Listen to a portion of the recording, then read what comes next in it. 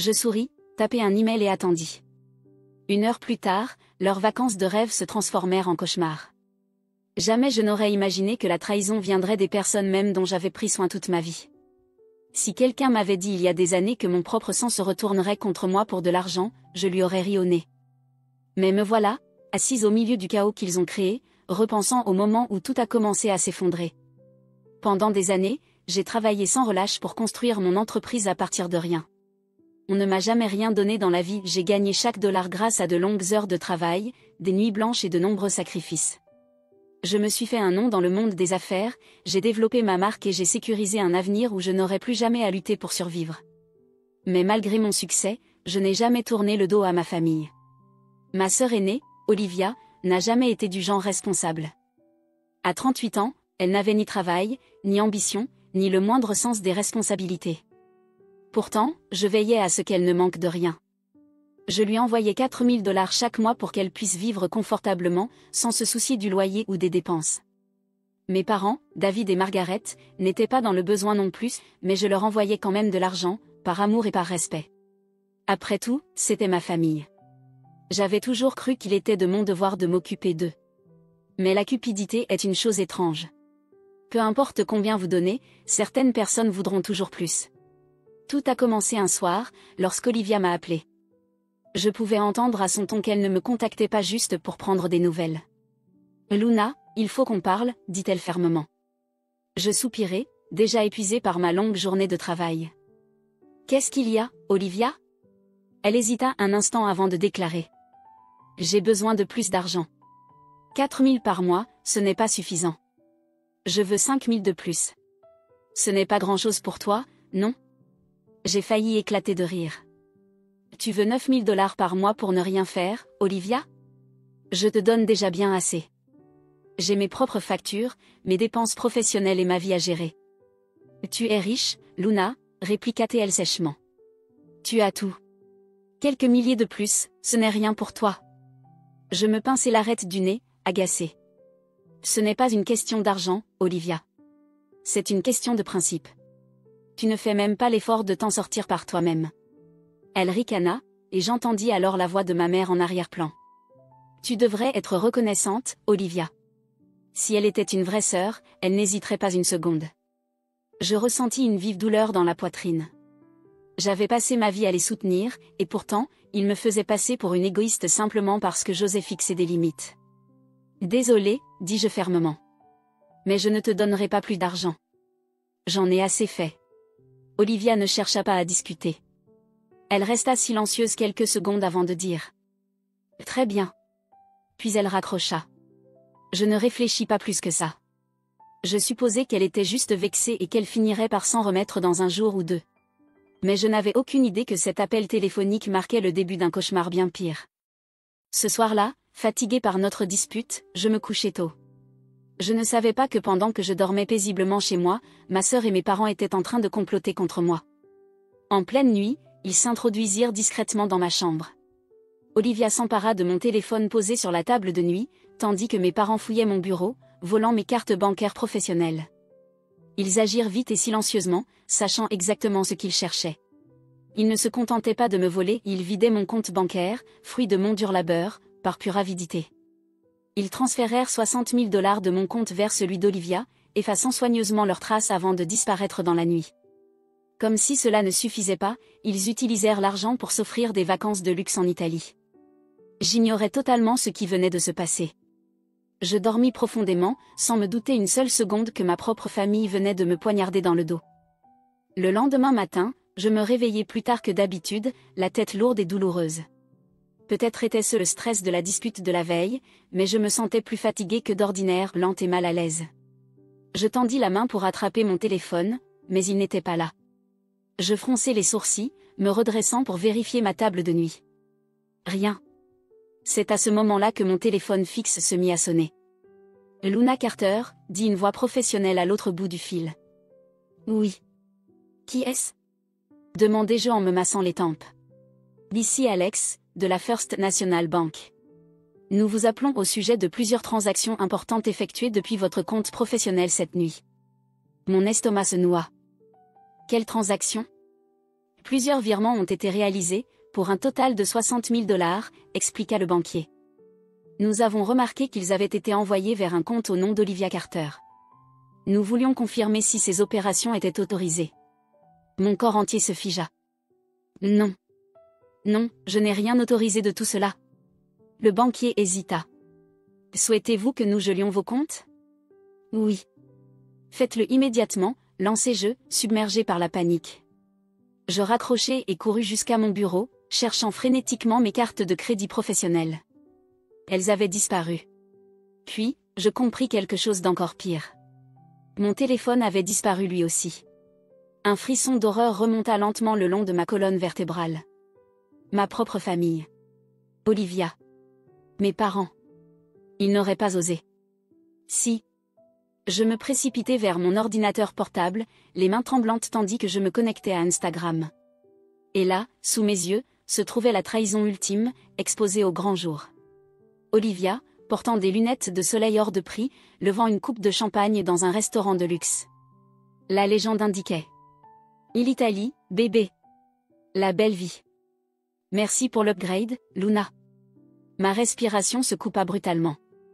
Je fis défiler la page et vis des photos de mes parents dans une boutique de luxe, souriant comme s'ils venaient de gagner à la loterie. Hôtel somptueux. Restaurant gastronomique. Virée shopping extravagante. Tout était là. Ils ne s'étaient pas contentés de me voler. Ils célébraient leur vol. Puis, comme pour enfoncer le couteau dans la plaie, une notification apparut sur l'écran de mon ordinateur. Un message d'Olivia. Merci pour la carte de crédit, Serette. Dommage que tu ne sois pas là. Enfin, pas vraiment.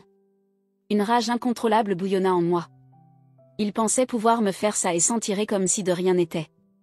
Il me prenait pour une faible. Il n'avait aucune idée de qui il venait de trahir. Je pris une profonde inspiration, la mâchoire serrée, et attrapai mon téléphone fixe. D'abord, j'appelai mon avocat. Puis, j'appelai la police. Je n'allais pas seulement récupérer mon argent. J'allais leur faire payer. Et cette fois, il n'y aurait pas de seconde chance. Je restai assise là, mes doigts serrant le téléphone si fort que mes jointures en devinrent blanches. Mon cœur battait à tout rompre, ma respiration était irrégulière, mais mon esprit n'avait jamais été aussi clair. Il pensait pouvoir s'en tirer comme ça. Il pensait que j'allais rester là, les laisser profiter des fruits de mon travail pendant que je souffrais en silence. Ils avaient tort. Le premier appel que je passai fut à mon avocat, James Wright. Il décrocha dès la deuxième sonnerie, sa voix calme et posée exactement ce dont j'avais besoin. « Luna, qu'est-ce qui ne va pas ?» demanda-t-il immédiatement, sentant l'urgence dans ma voix. « Ils m'ont volé, James, dis-je d'un ton glacial. Olivia et mes parents. Ils ont pris mes cartes de crédit professionnelles, mon téléphone, et ont transféré 60 000 $ sur le compte d'Olivia. Ils sont en Italie en ce moment, en train de dépenser mon argent, l'exhibant sur les réseaux sociaux comme si c'était un jeu. » Un silence suivit, puis un léger soupir. « C'est grave. Tu as des preuves ?» Je faillis éclater de rire face à l'absurdité de la question. « Beau, j'en ai plus qu'il n'en faut. Relevé bancaire, carte disparue, et leur publication Instagram qui avoue pratiquement le crime. Olivia m'a même envoyé un message pour me remercier de mon cadeau. C'est largement suffisant pour entamer des poursuites, déclara-t-il fermement. D'abord, nous allons geler le compte d'Olivia. Ensuite, nous lancerons une procédure pour fraude. Je vais aussi prévenir les autorités fédérales, car ce crime implique des transactions internationales. Ce ne sera pas qu'une affaire civile, Luna. Il risque des poursuites pénales. J'expirai profondément, sentant enfin un semblant de contrôle me revenir. Bien. Fais tout ce qu'il faut. Compris, répondit James. Une dernière chose, reste calme. Ne les contacte pas, laisse-les croire qu'ils ont gagné. Dès qu'ils soupçonneront quelque chose, ils pourraient essayer de fuir ou de cacher l'argent. Je ravalai la colère qui bouillonnait en moi, me forçant à hocher la tête, même s'ils ne pouvaient pas me voir. Je ne ferai rien de stupide. Après avoir raccroché, je fis mon deuxième appel à la banque. En quelques minutes, le compte d'Olivia fut gelé. Tout argent qu'elle n'avait pas encore dépensé était désormais hors de sa portée. Ce n'était qu'une petite victoire, mais je savais que ce n'était que le début. Puis j'attendis. Ce ne fut pas facile. Chaque heure qui passait était une torture, sachant qu'ils étaient encore dehors, profitant de mon argent, vivant une vie qu'ils n'avaient pas méritée. Mais je tins ma promesse. Je restai silencieuse, dans l'ombre, tandis que mon dossier contre eux se construisait comme une tempête prête à éclater. 3 jours plus tard, James m'appela avec une mise à jour. Les autorités fédérales sont officiellement impliquées, annonça-t-il. Un mandat d'arrestation international a été émis. La police italienne sera bientôt informée. Mon estomac se noua. Bientôt, c'est quand exactement? Il pourrait être arrêté dans les prochaines 48 heures, précisa James. Nous avons suffisamment de preuves pour qu'il ne s'en sorte pas facilement. Pour la première fois depuis le début de ce cauchemar, je me permis de sourire. 2 jours plus tard, un appel provenant d'un numéro inconnu s'afficha sur mon téléphone. Dès que je décrochai, je reconnus la voix. Luna, lança Olivia, sa voix tremblante de panique. Qu'est-ce que tu as fait? Je m'appuyai contre le dossier de ma chaise, ma voix plate. Oh, je ne sais pas, Olivia. À toi de me le dire. Je suis curieuse, comment se passe l'Italie? Elle ignora mon sarcasme. Mon compte est bloqué. Je ne peux plus accéder à mon argent. Puis elle hésita, sa voix baissant d'un ton. Il y a des policiers devant notre hôtel. Je souris. M'intéressant. On dirait un problème, Olivia. Tu nous as piégés? Hurla-t-elle. Non, Olivia, je ne vous ai pas piégé. Vous vous êtes piégé vous-même. Vous m'avez volé. Vous avez cru être malin, mais vous avez laissé une trace si évidente qu'un enfant aurait pu résoudre cette affaire. Elle essaya de répliquer, mais je la coupai encore.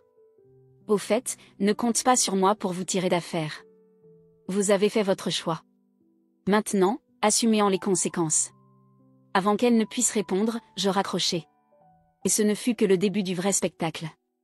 Quelques heures plus tard, la nouvelle tomba. Olivia et mes parents avaient été arrêtés en Italie. Ils furent appréhendés dans leur hôtel de luxe, menottés devant des dizaines de touristes et employés. Les témoins décrivirent plus tard la scène, Olivia hurlant et se débattant, ma mère éclatant en sanglots, et mon père, l'homme si fier, restant silencieux, humilié. C'était exactement ce qu'il méritait. J'ai vu les nouvelles d'abord sur les réseaux sociaux. Des vidéos de l'arrestation avaient été enregistrées, et les clips se sont rapidement propagés. Ma sœur, autrefois si confiante et arrogante, n'était plus qu'une épave pathétique, sanglotant tandis que la police l'escortait. Mes parents avaient l'air tout aussi pitoyables, leurs expressions pleines de suffisance effacées par la terreur pure. Ils pensaient être intouchables. Ils ne l'étaient pas. J'ai regardé ces vidéos encore et encore, me sentant à chaque fois un peu plus légère, un peu plus forte. C'était la justice non seulement pour l'argent qu'ils avaient volé, mais pour toutes les fois où ils m'avaient fait sentir que je n'étais pas assez bien, comme si je leur devais mon succès. Plus tard dans la soirée, mon avocat m'a rappelé. C'est fait, a dit James. Ils sont en train d'être traités par les autorités. L'Italie collabore avec les États-Unis pour leur extradition. Vu le montant volé, ils font face à de graves accusations, fraude, vol d'identité et transactions financières non autorisées, pour commencer. J'ai fermé les yeux, expirant lentement. Et ensuite? James a hésité. Ils essaieront peut-être de te contacter. Ils supplieront, ils s'excuseront. Mais si j'étais toi, Luna, je n'écouterais pas. J'ai ri doucement. Bon, je ne les écouterai pas. Bien sûr, cette nuit-là, j'ai reçu un appel inconnu. Je l'ai laissé aller sur la messagerie vocale, puis j'ai écouté. C'était ma mère. Luna, ma chérie, a-t-elle commencé, sa voix tremblante. Nous avons fait une erreur. Nous n'avons jamais voulu te blesser. S'il te plaît, tu dois nous aider. Nous sommes ta famille. Nous sommes désolés, Luna. Ne nous laisse pas tomber, s'il te plaît. J'ai supprimé le message sans y penser. Puis un autre message vocal. Olivia, désespérée et furieuse à la fois. Tu crois avoir gagné? A-t-elle sifflé. Tu crois que c'est fini? Tu n'es rien sans nous, Luna. Rien. Tu regretteras ça. J'ai ri. J'ai vraiment ri. Parce qu'elle avait tort. Pour la première fois de ma vie, j'étais enfin libre et c'était eux qui allaient vivre avec des regrets. Le lendemain matin, je me suis réveillée avec une sensation que je n'avais pas ressentie depuis longtemps. La paix. Pour la première fois depuis des années, je ne me réveillais pas avec le poids des exigences de ma famille pesant sur moi. Plus de messages culpabilisants, plus de supplications de dernière minute pour de l'argent, plus de remarques passives-agressives sur le fait que je leur devais tout. Non. Cette fois, c'était eux qui paniquaient, et moi qui observais de loin. J'ai préparé une tasse de café et me suis assise près de la fenêtre, laissant la chaleur de la tasse réchauffer mes mains. Alors que je contemplais la ville, je rejouais le message d'Olivia dans ma tête, sa voix passant du désespoir au venin en quelques secondes. Elle était furieuse que je lui ai fait ça, comme si elle ne l'avait pas fait à elle-même. Il pensait pouvoir me voler, m'humilier et s'en tirer sans conséquence. Il m'avait sous-estimé. J'ai vérifié mon téléphone, faisant défiler les dernières mises à jour de mon avocat. James m'avait envoyé un rapport succinct. Olivia et mes parents étaient toujours en détention, faisant face à de multiples accusations, fraude, vol d'identité et transactions financières non autorisées. Tout était là, noir sur blanc. Ils n'allaient pas s'en sortir de sitôt. Une part de moi s'attendait à ressentir de la culpabilité, c'était ma famille, après tout, mais en voyant leurs photos d'arrestation, tout ce que j'ai ressenti, c'était de la satisfaction. Le visage d'Olivia était déformé par la colère, ma mère semblait avoir pleuré, et mon père, eh bien, pour une fois dans sa vie, il n'avait rien à dire. J'ai poursuivi ma journée normalement, travaillant sur mon entreprise, rencontrant mon équipe, continuant ma vie sans eux.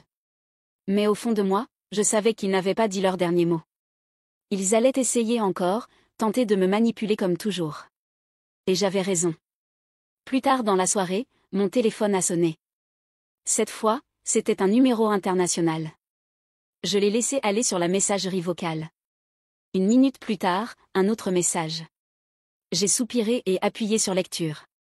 C'était encore ma mère, sa voix tremblante. Luna, nous sommes ici depuis des jours. On ne peut pas rester ici, ma chérie. C'est horrible. Olivia est en train de perdre la tête. Ton père n'a pas parlé depuis des heures. S'il te plaît, laisse tomber les charges. Nous sommes ta famille. Nous avons fait une erreur, mais nous ne voulions pas te faire de mal. J'ai fixé mon téléphone, le visage impassible. Je connaissais déjà ce discours, les supplications, les faux regrets. Ils n'étaient pas désolés pour ce qu'ils avaient fait, ils étaient désolés de s'être fait prendre.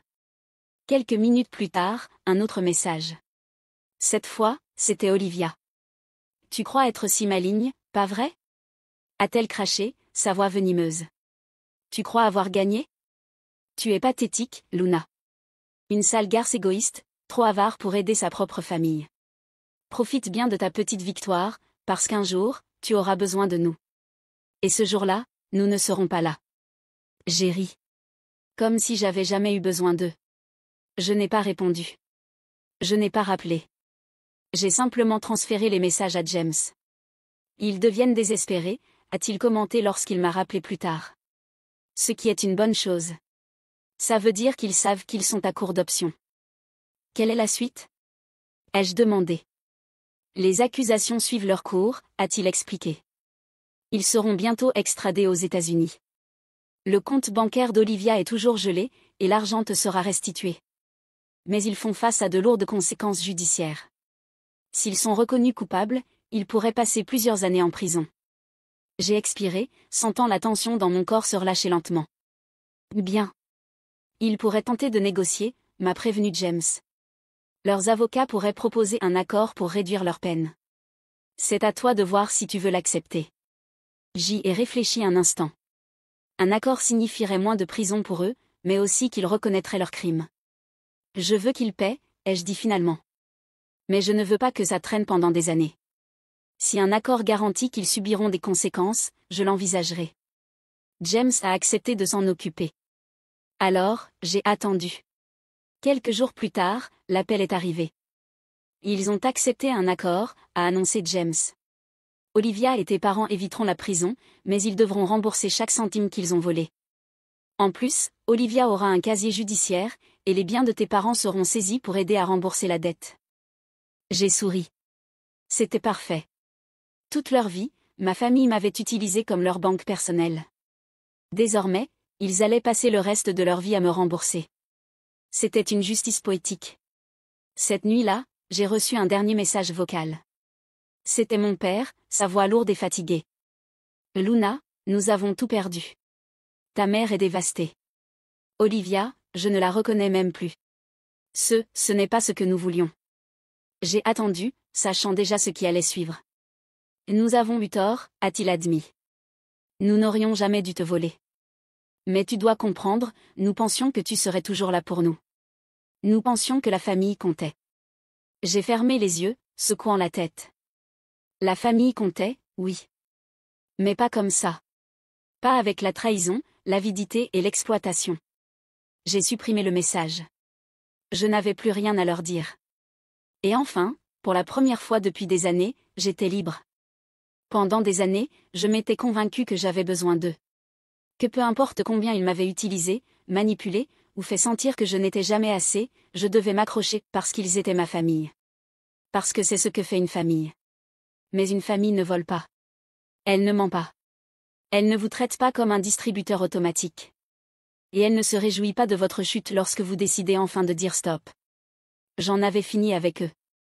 J'ai passé les semaines suivantes à reconstruire ma vie selon mes propres termes. J'ai redécoré mon appartement, changeant tout ce qui me rappelait leur existence. Je suis partie en vacances, de vraies vacances. Pas volées. Sans culpabilité. J'ai travaillé sur mon entreprise avec plus d'énergie que je n'en avais eu depuis des années, me concentrant enfin sur moi. Pendant ce temps, Olivia et mes parents luttaient. L'accord de plaidoyer les avait forcés à affronter une nouvelle réalité, celle où ils devaient rembourser chaque centime volé. Olivia avait perdu son luxueux appartement. Les fonds de retraite de mes parents étaient épuisés. Et tout le luxe dont ils avaient autrefois profité avait disparu. De temps en temps, j'entendais des nouvelles par des connaissances communes. Olivia essayait de trouver un emploi, mais avec un casier judiciaire, aucune entreprise ne voulait prendre le risque de l'embaucher. Ma mère était complètement humiliée dans son cercle social, incapable de se vanter de ses filles réussies alors que tout le monde savait qu'elle avait volé l'une d'elles. Mon père, toujours si fier, s'était totalement replié sur lui-même, son ego brisé au-delà de toute réparation. Ils avaient bâti leur vie sur mon succès. Maintenant que je n'étais plus là, ils n'avaient plus rien. Je n'ai plus jamais répondu à leurs appels. Je n'ai jamais répondu à leurs messages. Même quand ils ont tenté d'envoyer des intermédiaires. Luna, ils sont en difficulté. Peut-être que tu devrais laisser tomber. Je refusais d'y penser. Laisser tomber ? Après ce qu'ils avaient fait ? Non. Ils avaient fait leur choix. Maintenant, ils devaient vivre avec. Un mois plus tard, mon avocat James m'a appelé avec une dernière mise à jour. Ils ont commencé à faire des paiements, a-t-il dit, amusé. C'est lent, mais ça avance. À ce rythme, ils te rembourseront pendant des années. Je souris. Bien. Je doute qu'ils s'en remettent un jour complètement, ajouta James. Ils dépendaient trop de toi. Et sans ton argent, leur mode de vie s'est effondré. Mais toi, tu es sortie de cette épreuve plus forte, Luna. Peu de gens auraient su gérer ça comme tu l'as fait. Je souris, m'adossant à ma chaise. Je crois que j'ai enfin compris ma propre valeur. Ce soir-là, je me suis servi un verre de vin et suis sortie sur mon balcon, regardant la ville. L'air semblait plus léger. Le silence était apaisant, pas solitaire. Pour la première fois depuis des années, j'étais libre. Plus de culpabilité. Plus d'obligation. Plus d'exploitation. Juste moi. Et c'était suffisant. J'ai levé mon verre vers le ciel nocturne, murmurant un dernier adieu au passé. Puis je suis rentrée à l'intérieur, prête pour ce qui allait suivre.